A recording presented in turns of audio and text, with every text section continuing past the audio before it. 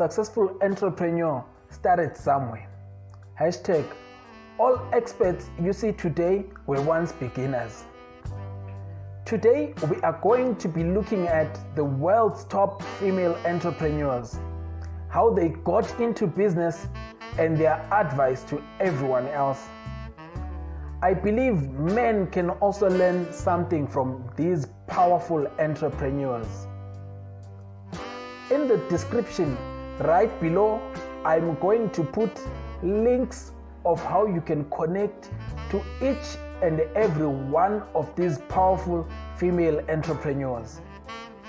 My name is Ephraim Zenzo Dube. If you are a first-time viewer, please subscribe and hit the notification bell.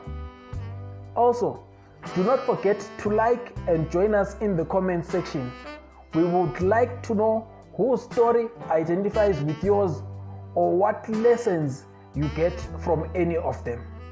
Also, if you know of other powerful female entrepreneurs that you would like us to include in the next video, please indicate their names or details or link their channel on our comment section. You do not just sleep and wake up as a successful entrepreneur. It's a process that can take a while, even years of hard work, commitment, dedication, and sacrifice. Sue Bryce, an entrepreneur photographer, had the following to say: "My path to self-employment seemed to me a natural evolution, but it wasn't based on a great desire to build a business. Rather, it was born out of necessity. After 13 years mastering my craft, I was still an employee, and I simply had reached a ceiling of how much money I could earn in my career. After the initial fear and hurdles, the learning curve is also great. I came very close to failure.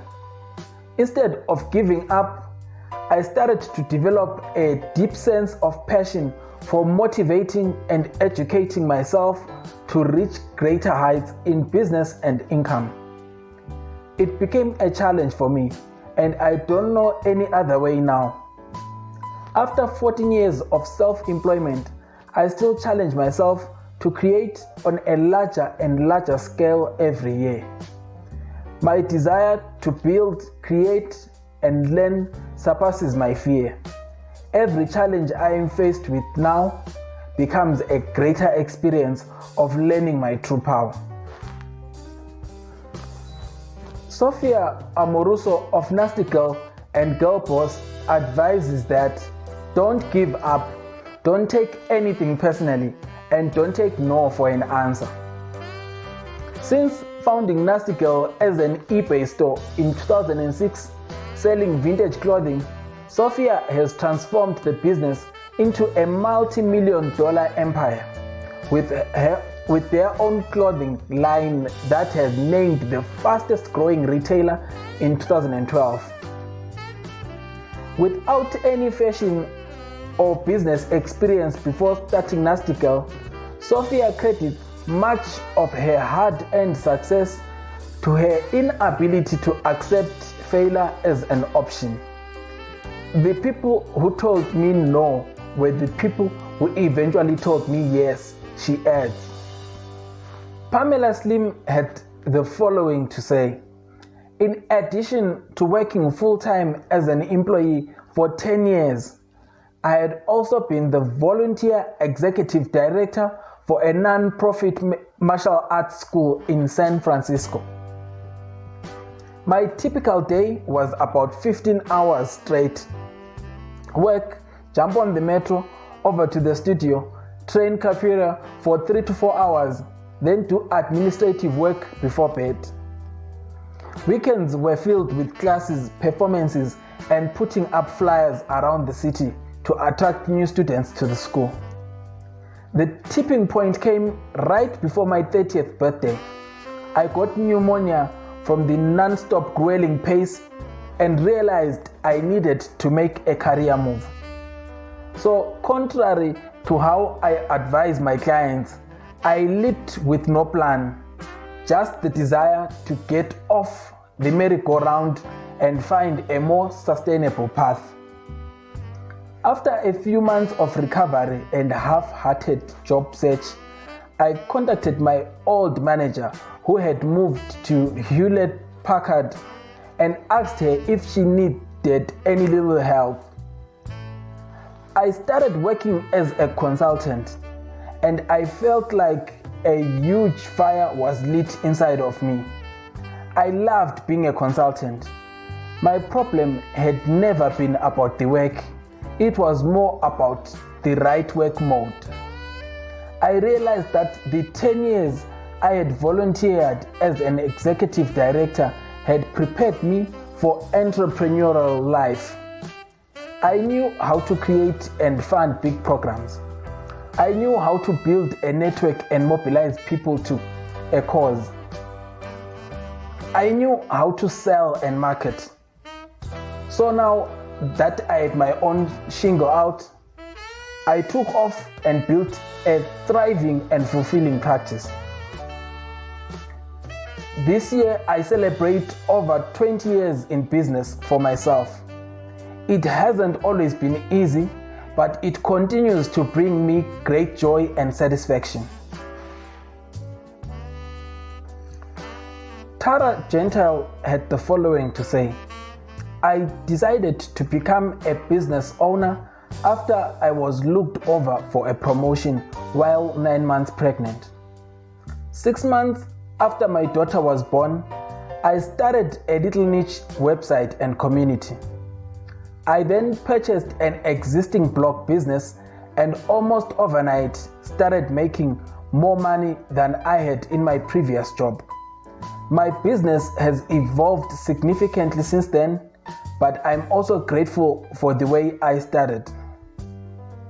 Tara is one of the most successful business instructors at Creative Live.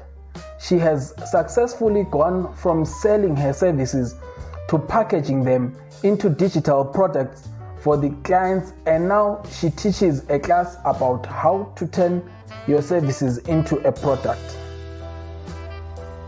Beat Shelly says, remember those huge posters of beautiful places that decorated kids' rooms in the 80s?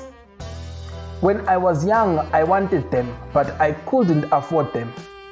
Then I realized if I ordered them for my friends and became a distributor, I could get mine for free. So at the age of 12, I started a poster distribution business out of my bedroom.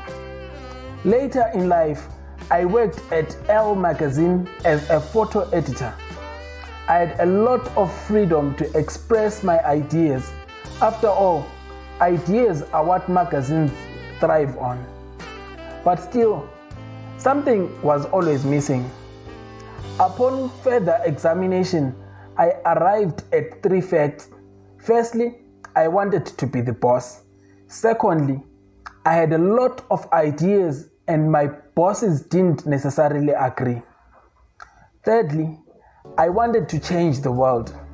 And here I am today.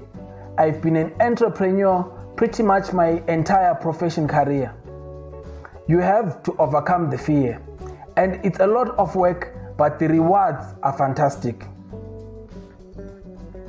Tiffany Angels had the following to say: I felt dead inside working at my corporate job, but was too scared to leave.